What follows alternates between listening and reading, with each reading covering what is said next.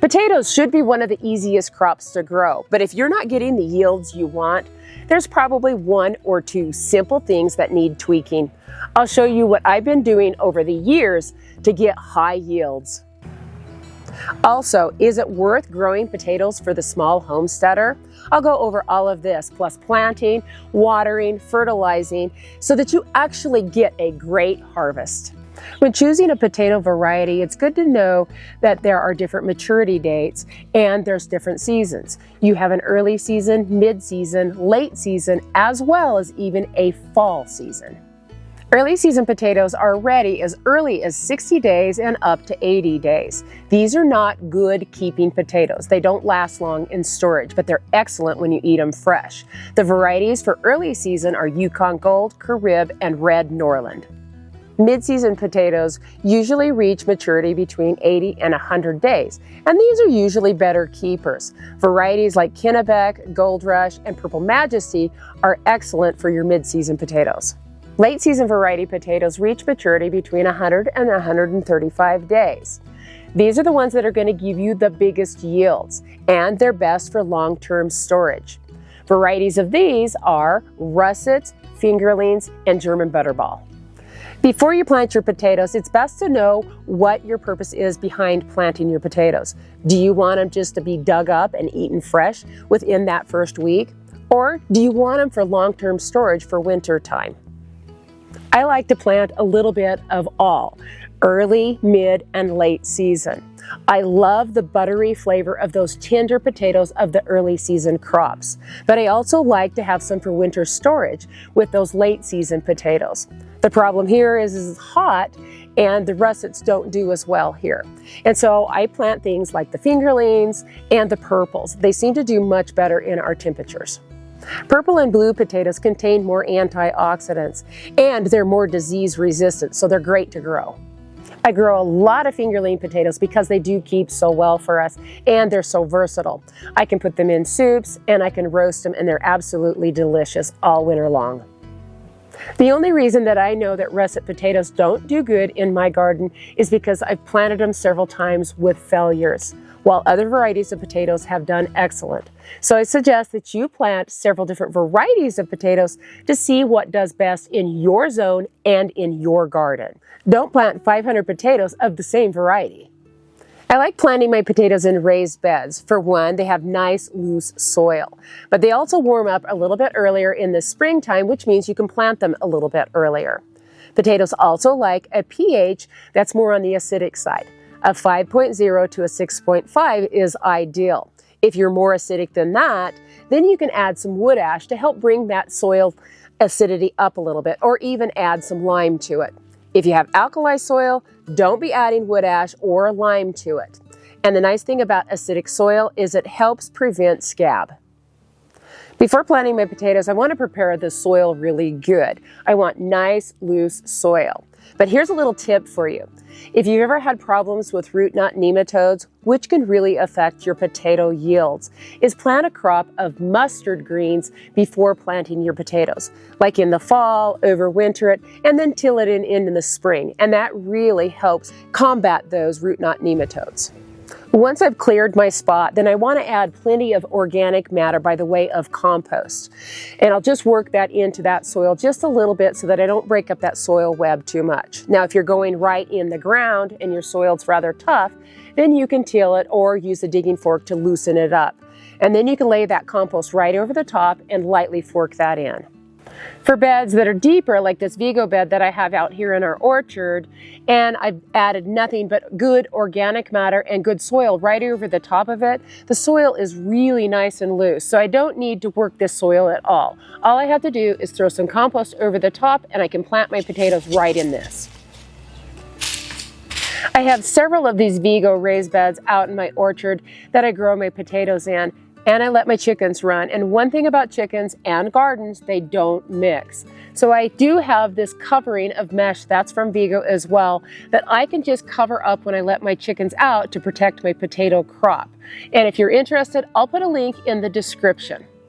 One thing that I've learned of growing potatoes over the years, when growing them in containers or these felt pots for the early, mid-season, and late-season potatoes, that they don't do good for me at all.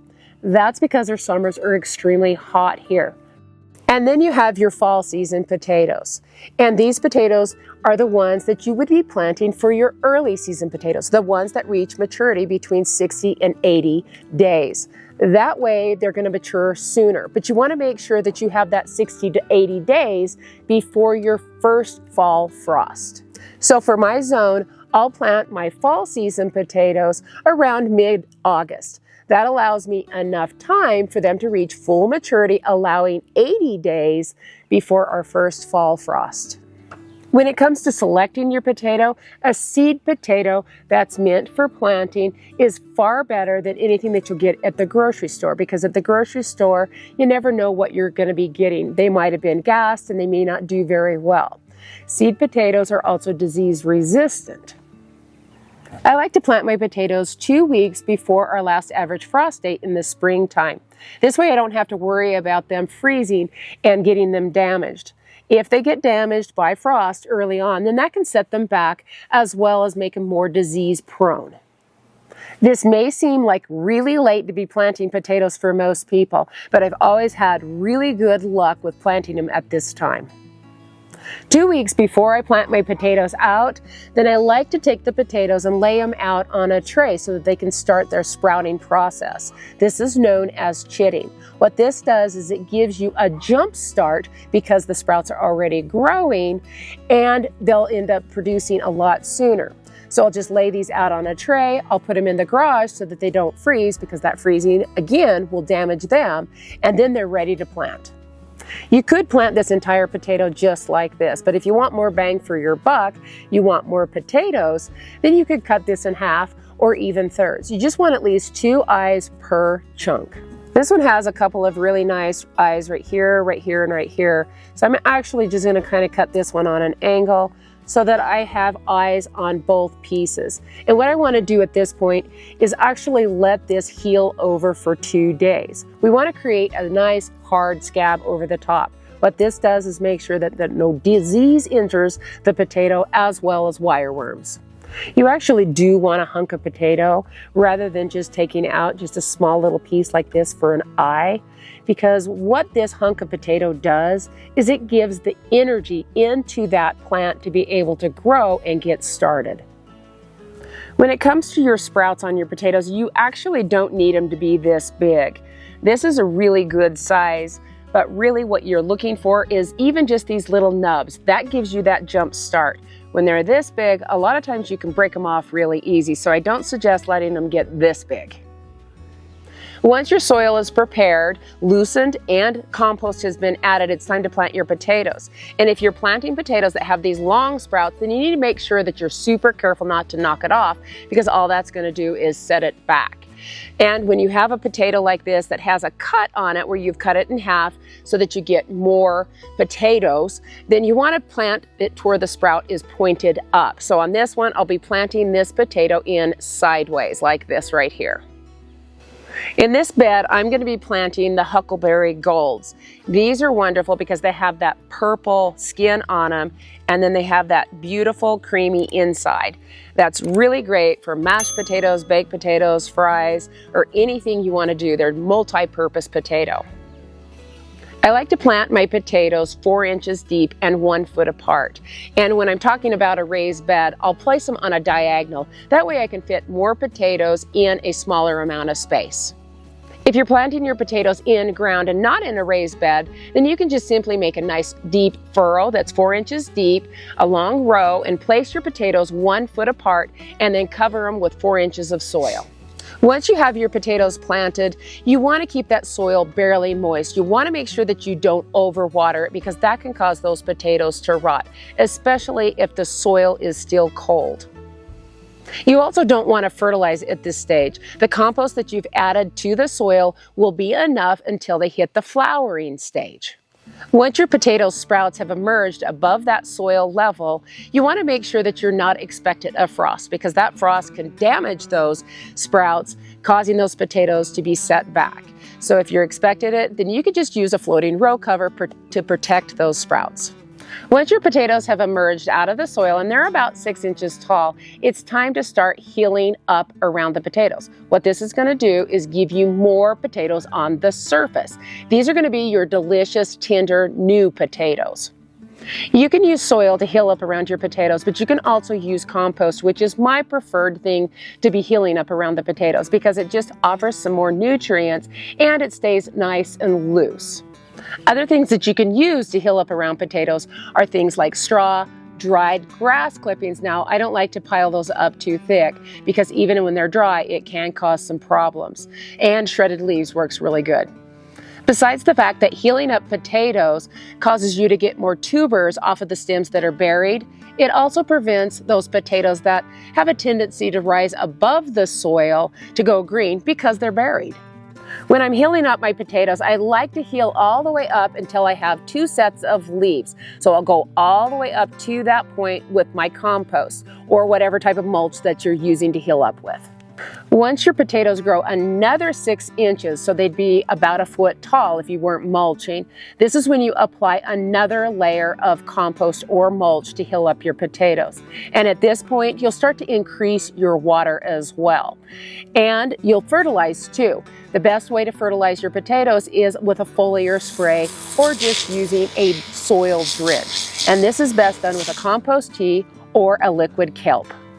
Once your potatoes start to flower, this is when you want to increase your water just a little bit more. We never want our soil to be soggy, but we definitely want it to stay evenly moist. And by staying evenly moist, that's going to prevent things like cracks, scab, as well as hollow hearts. When your potatoes are at their flowering stage, this is when they start to develop the tubers underground. And then once they drop those flowers, you can generally reach into what you've healed up and you'll find a lot of the new potatoes. And those you can just reach in there and harvest and eat those within the first 24 hours, and they're absolutely delicious. A couple of weeks after your potatoes have dropped their blossoms, the plant naturally starts to decline. This is when you want to start cutting back the water. What this is going to do is prep those potatoes underground to get them ready for storage. It thickens the skin and basically hardens them off. Once your potato plants have completely died back, then it's time to harvest. And I like to use a digging fork rather than a spade or a shovel because I have less chance of damaging the potatoes that way. I just put the fork in there on the side and work my way across the bed, harvesting those potatoes, plucking them out, and then setting them out on a tray to dry. Just to reiterate a few key steps to make sure that you have a successful harvest. The first week of planting your potatoes, your soil needs to stay just barely moist. Once they've emerged up out of the soil, then you need to increase their water. Once they start to flower, increase it even more. Then once they drop their blossoms, then you reduce the water and pull back on that watering. As far as fertilizing goes, you're only going to be using compost when you plant your potatoes, and that's plenty to get them off to a good start. Then once they reach about 1 foot tall, you're going to fertilize with a compost tea or a liquid kelp. You can do this foliar, or you can use it as a root drench. And that's the only time you're going to fertilize. You also don't want to use a high nitrogen fertilizer early on. That can cause the potatoes to actually rot in the soil before they even start to develop and emerge out of the ground. And then later, that can also cause your potatoes to get too much leafy green and not develop tubers. So no high nitrogen fertilizer. Start to heal up your potatoes once they reach 6 inches tall. And then once they reach 1 foot tall, you'll heal them up once again, and that'll be the last time you heal up your potatoes. You could also use comfrey leaves as a mulch. This is going to supply your potatoes with a nice amount of potassium naturally. Chitting is a pre-sprouting process, and this gives you an advantage because you can plant your potatoes and get a jump start about 2 weeks. And again, once your potatoes have died back all the way, it's time to harvest your potatoes. And using a digging fork like this one is better than using a spade or even a shovel.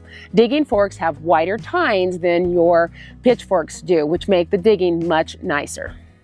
Once your potatoes are all harvested, then lay them flat so that they can cure and harden their skins even further. Putting them in a place that's dark and cool is best. For storing your potatoes, you don't want to be using plastic containers that don't have any air holes in it because the potatoes aren't going to be able to breathe, and they need to breathe. I really like these collapsible storage bins that you can stack. The nice thing about this is you can do one single layer of potatoes, and if one happens to go bad, you'll notice it at first glance. There's also these wooden bins, and they're awfully cute, and you can stack quite a few of these and put a lot of potatoes in them. And they're supposed to roll out the front. But if you've got big potatoes, then they don't roll out very well. And I actually don't like these because when you pile a lot of potatoes and you have one go bad in the middle, then that can ruin a whole lot of other potatoes. Unless you have a really big family and use a lot of potatoes up quickly, I don't suggest using these larger crates. Now, is it worth it for the small homesteader or the small backyard garden to grow potatoes? Well, I like to know where my potatoes come from. I like them to be organic. And when you grow your own, they taste so much better. Yeah, they're cheap in the grocery store, but they're not near as good. And even if I was just to grow a few for those new potatoes, it's definitely worth it. I hope you found value in today's video, and thanks for spending time with me. Don't forget to check out the Vigo raised bed links, and may God bless you.